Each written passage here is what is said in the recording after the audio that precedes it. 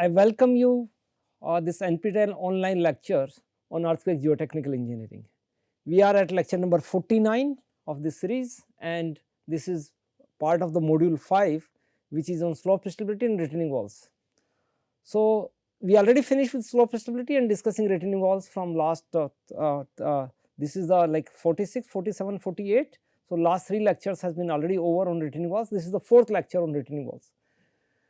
In the last 3 lectures, we covered introduction to retaining walls, static pressure on retaining walls, and partly seismic pressure on retaining walls. So, in this lecture today 49 lecture, we will continue with the seismic pressure on retaining walls, which has been started earlier in the last 2 lectures, and moreover like we will continue this seismic pressure on retaining walls, that is the third part of this module, which is the longest. We will continue even after today's this lecture number 50 also. So, let us talk continuous seismic pressure. What we are going to talk in this lecture, which is the we already started Mononova Okabe method in the last lecture, in lecture number 48. So, we are going to discuss one numerical example from MO method. Theory has been discussed already in the last lecture. Then we will have some discussion on MO methods, and MO method is an extension of pseudo static analysis, which is typically used for the seismic slope stability analysis, and it is based on the static methods, and but it is not the take care completely dynamic effect. So, one of the method which is based on pseudo-dynamic is Steedman-Jang method, which is also going to discuss, and then we are going to talk about non-yielding walls. So, coming to MO methods example, and before I go ahead, let me acknowledge that most of the material in this lecture is from the Kramer's book, which is on geotechnical earthquake engineering, but I will be discussing everything. So, that is like the discussion and explanation will be from my side, and the figures and many of the text are from the Kramer's book. Coming to this one, Mononova Okabe method numerical example. Here the example is like a wall is given, which is of 5-meter height. The example is to compute the overturning moment, and this moment is required to be computed about the base of the wall, which is shown in this case with a horizontal seismic coefficient Kh equal to 0.15 and vertical seismic coefficient, which is half of the Kh, that is 0.075. So, the value of Kh and Kv is given to you. Then on the it is vertical wall. So, you could see that this being vertical wall, theta will be 0, and horizontal backfill, it is a horizontal backfill, that means there is no inclination on the backfill. So, beta is 0.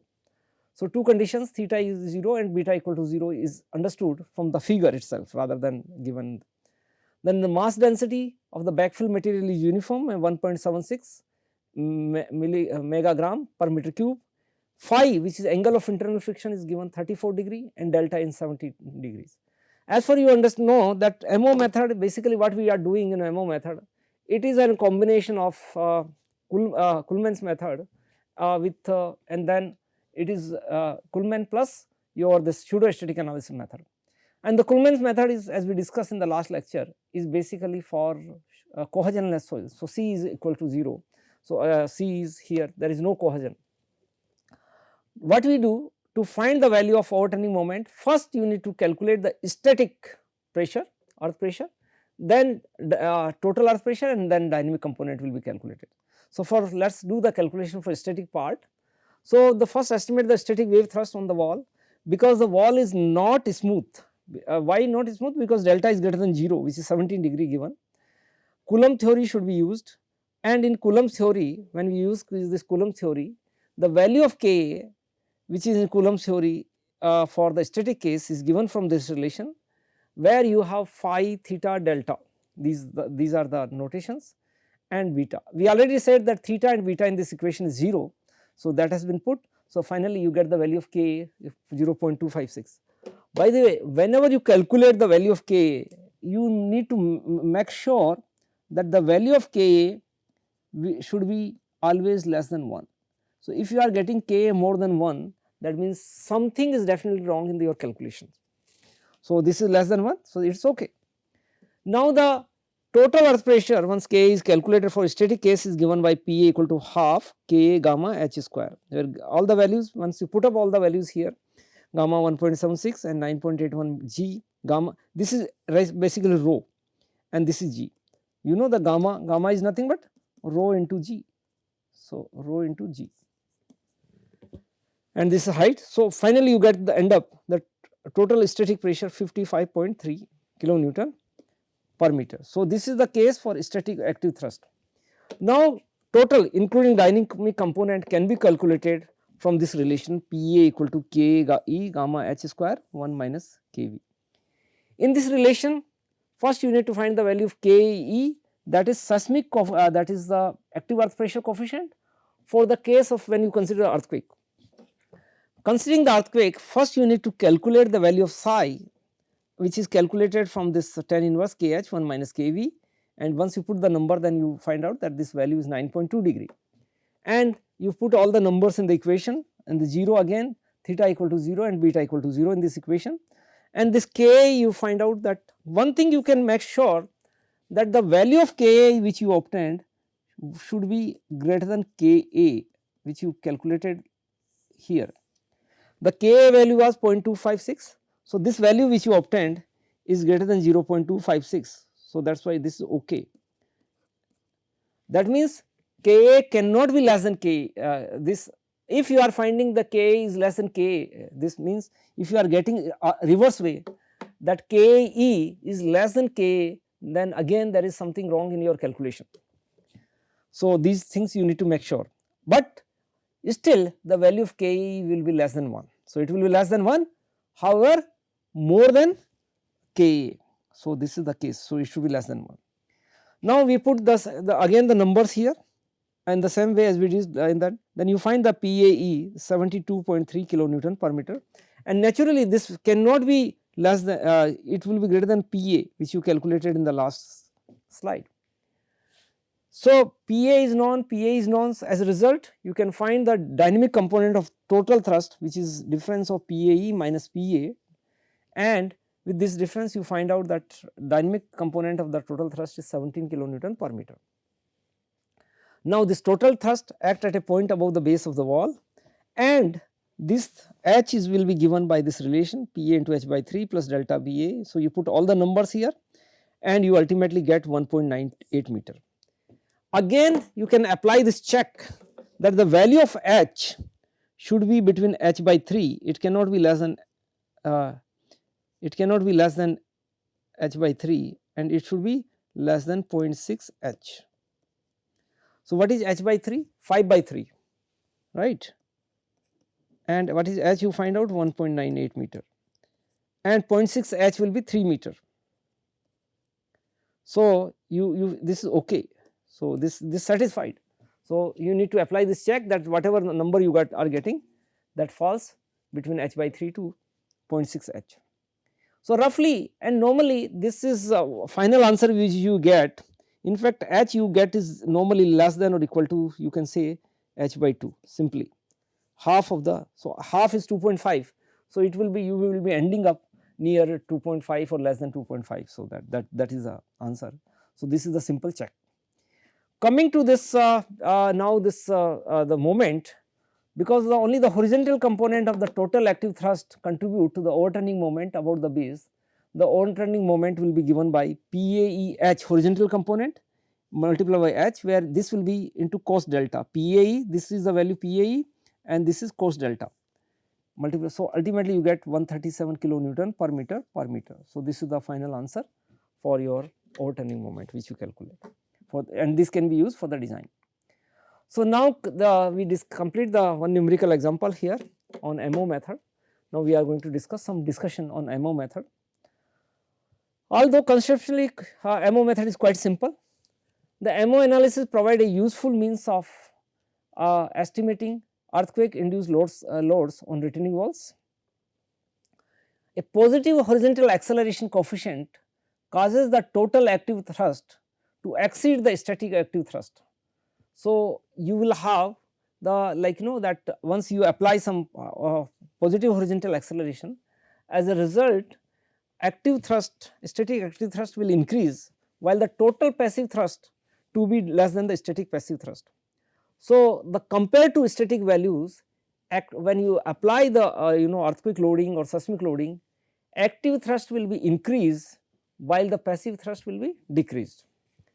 Since the stability of a particular soil is generally reduced by increase in active thrust and or a decrease in passive thrust, the MO method produces seismic loads that are more critical than the static loads that act prior to an earthquake. So, certainly, so there are many limitations of MO method, but still within those limitations it take care in the simplified way the effect of earthquake forces.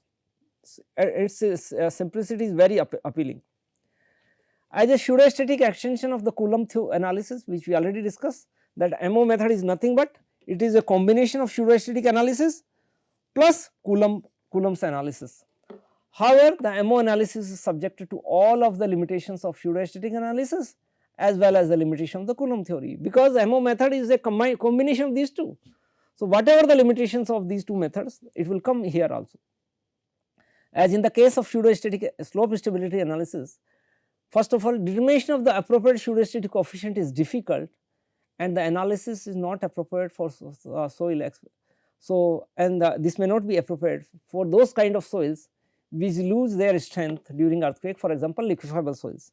So, this is okay if you are you do not have the liquefaction, but if your soil is liquefied, then this kind of analysis may not be accurate. So, as a result, we discussed what are the limitations of MO method.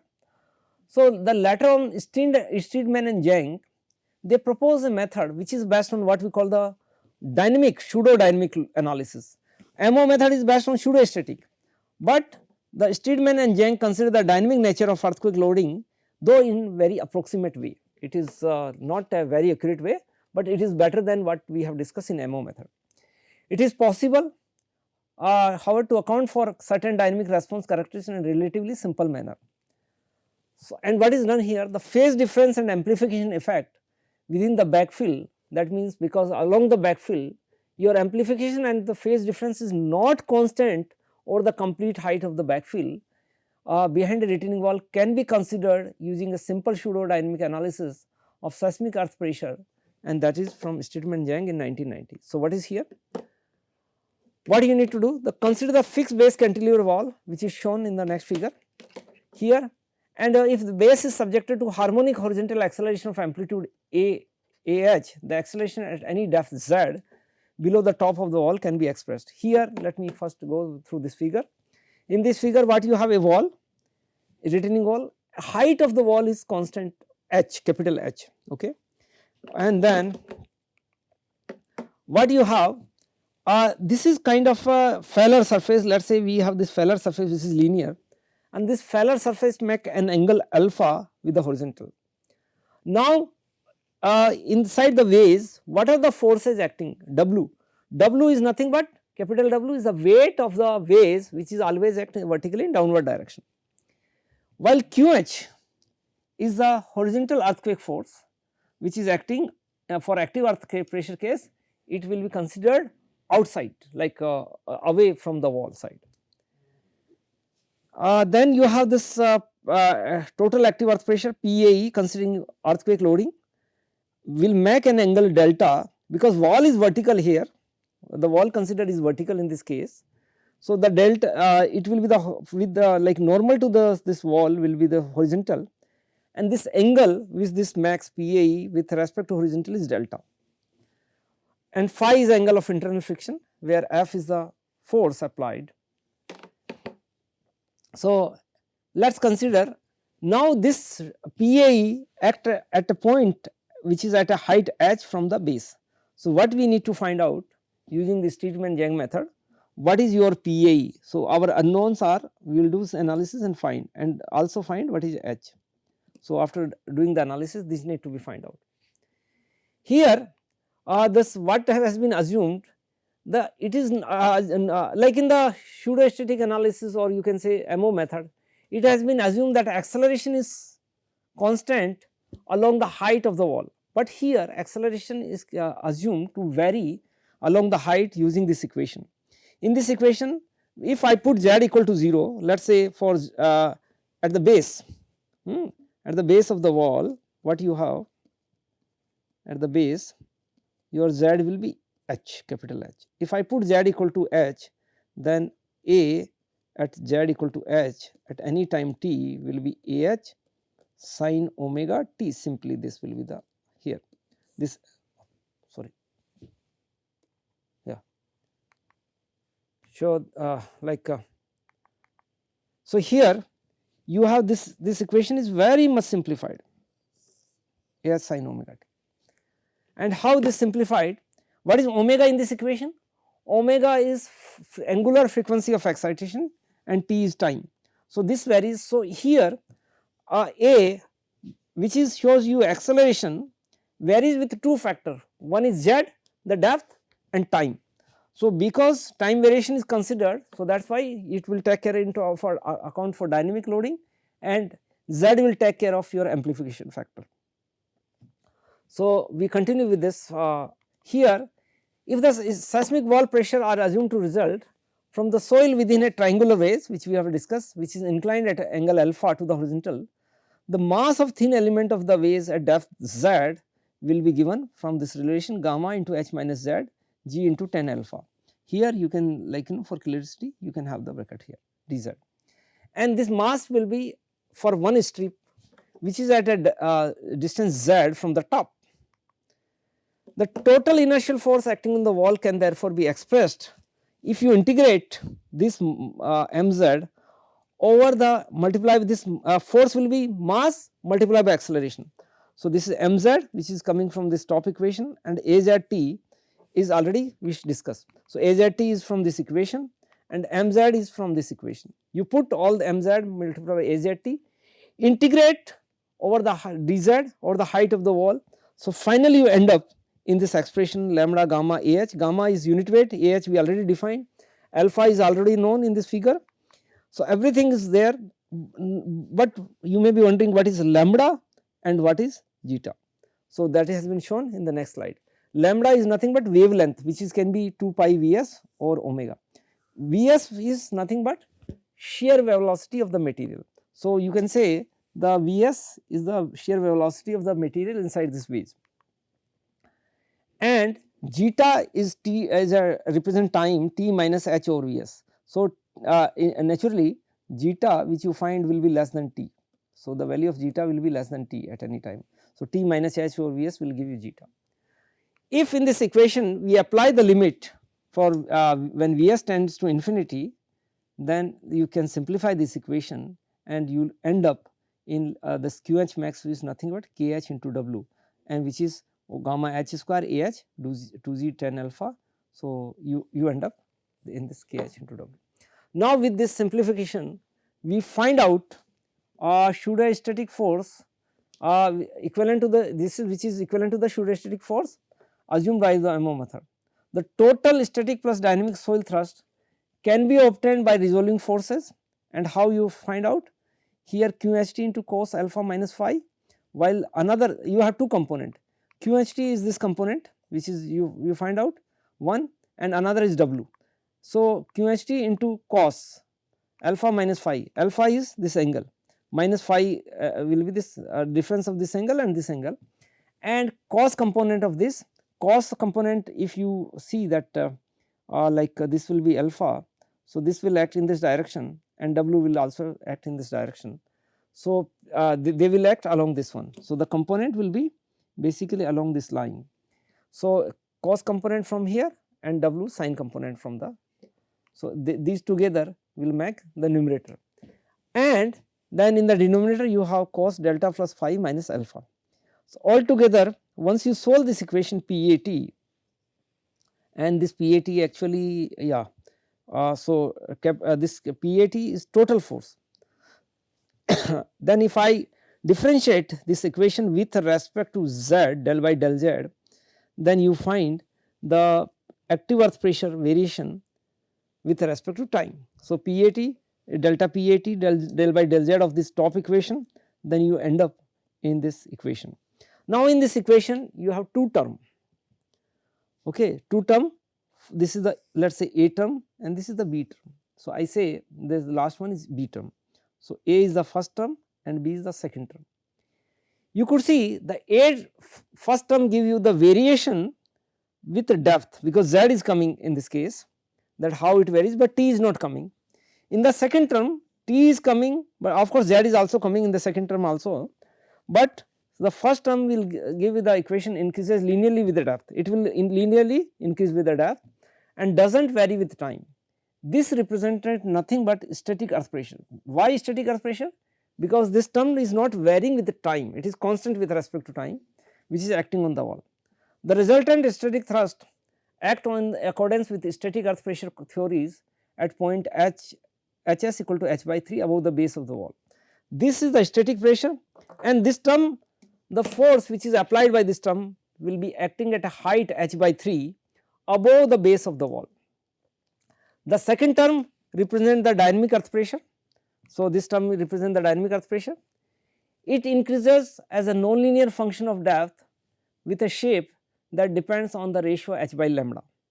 So, here if I combine the result of the first and second term, that is A and B, then I get this kind of variation using Steedman-Jang method. In this case, on y axis you have z by h and z equal to 0 at the top, so it is 0 here, and z equal to h at the bottom, so it will be 1 at the bottom. On x axis you have the ratio of Pa into gamma h. So, basically whatever you find from this equation, then this should be divided by gamma h. So, this is the ratio here, and in this case one another thing, you have this for different value h, for a given value of h by lambda 0.3. These curves are for two values, kh is assumed 0.2 and h by lambda is assumed 0.3. So, you see the result, a comparison between Steedman and MO method. This comparison is very good, particularly at the middle heights around the 0.6, around 0.6, like you know that from 0.5 to 0.7 around that one. So, on average they are matching, and at the top also when at the it is also matching, but at the base the variation is, there is a variation, and MO method are basically predicting the higher value of PAE compared to Steedman-Jang method. So, the MO method is more conservative than compared to Steedman-Jang method, because it predicts the more value of earth pressure. So, this was about the active earth pressure. Similarly, calculation has been done for the points of action where this dynamic pressure H act, that is given by HD. Since the dynamic pressure increases non-linearly with the depth, which you could see here, that means when the depth increases the pressure is increasing from both Monod and both Steedman-Jang method.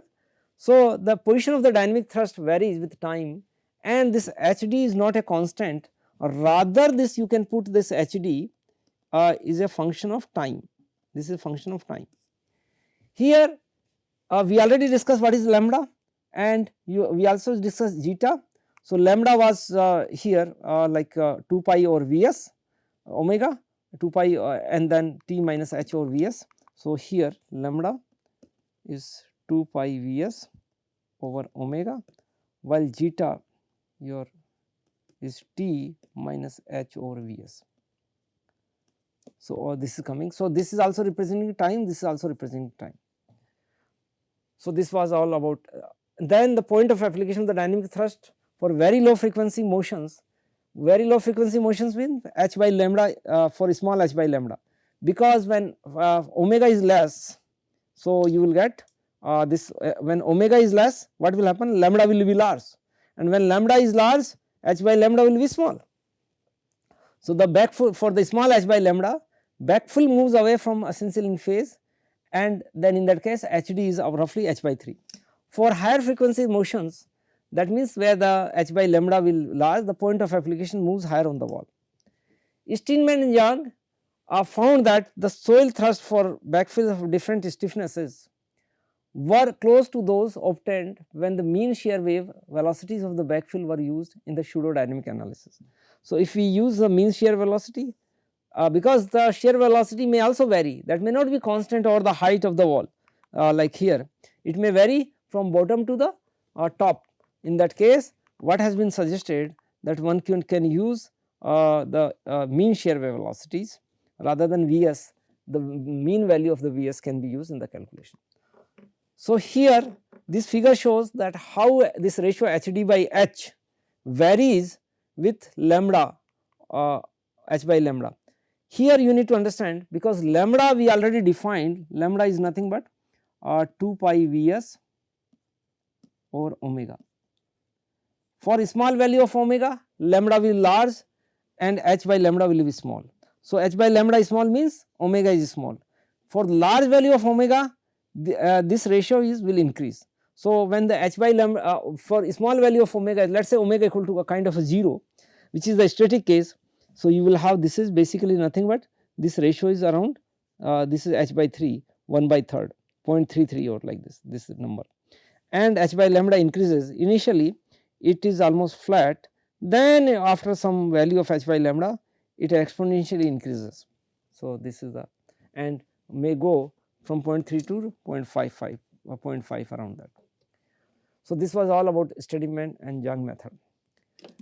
Then let us talk about non-yielding walls. Some retaining structures such as massive gravity walls, which are founded on rock or basement walls, which has braced both top and bottom, do not move sufficiently to mobilize the shear strength of the backfill soil. Sometimes what happens, you may have kind of a walls, whatever we discussed so far was yielding walls, then walls when they get yielded, but there could be the case where you can have massive gravity walls, like in this case. For example, this is given by Woods in 1973, where wall geometry and notation has been shown, and this has been used for analysis for on non-yielding walls. So, you have two rigid walls, the distance between two rigid walls is capital L, while H is the height of the wall. Okay. What is the property of the soil inside, linear elastic soil?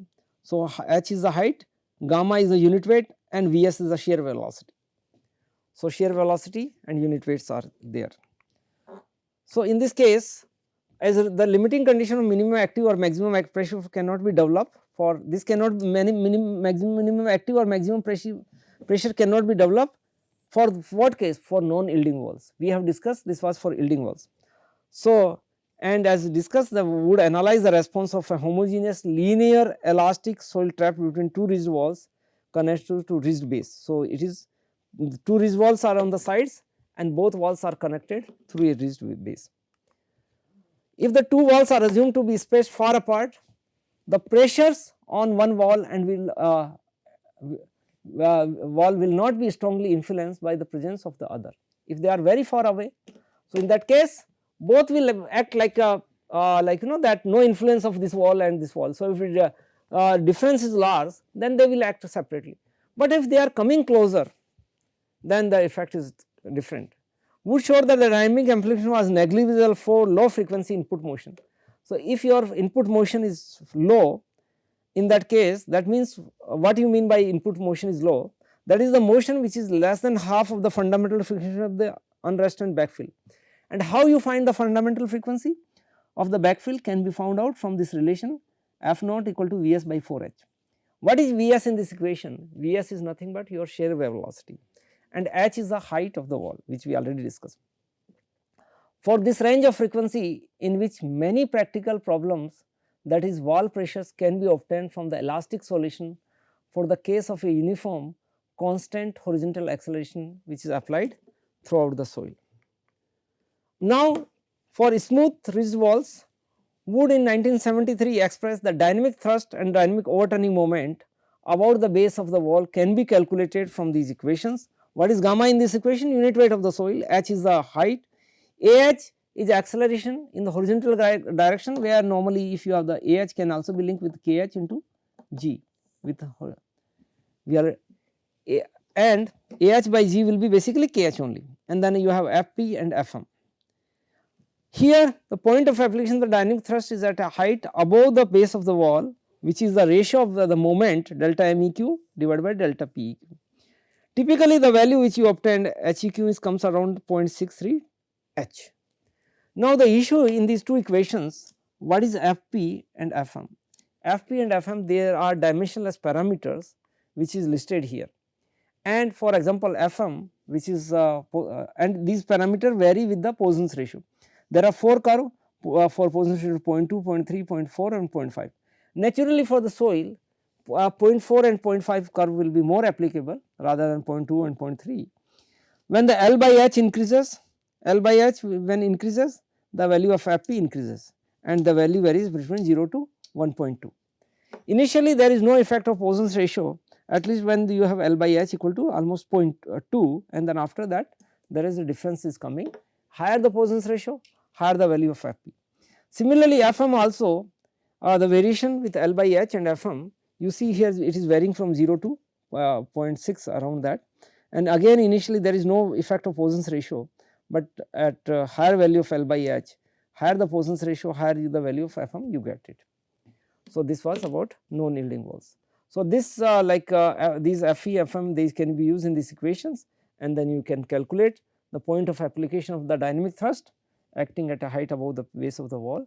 So, this with this we complete known yielding walls also. Thank you very much for your kind attention.